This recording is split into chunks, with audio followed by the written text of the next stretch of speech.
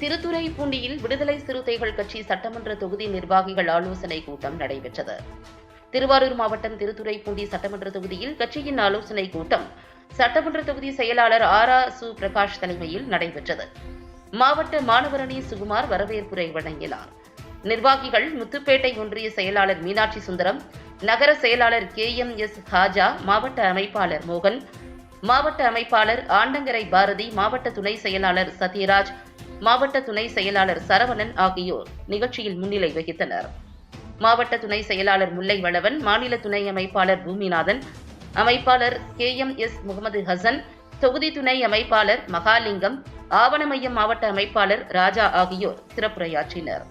கூட்டத்தில் மாவட்ட செயலாளரால் தேர்வு செய்யப்பட்ட மாவட்ட நிர்வாக பொறுப்பினை உடனடியாக மறுபரிசீலனை செய்ய வேண்டும்.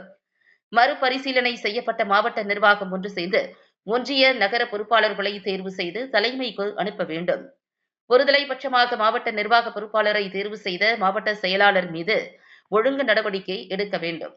தலித் மக்கள் மீது ஒருதலைபட்சமாக செயல்படும் மாவட்ட துணை காவல் கண்காணிப்பாளர் மீது துறை ரீதியான நடவடிக்கை எடுக்க வேண்டும் என தீர்மானங்கள் ஏகமனதாக நிறைவேற்றப்பட்டு 500க்கும் மேற்பட்டோர் இந்த கூட்டத்தில் கலந்து கொண்டு கோஷங்களை எழுப்பி தங்களுடைய எதிர்ப்புகளை வெளிப்படுத்தினர். நகர அமைப்பாளர் ரமேஷ் நன்றி உரையாற்றினார்.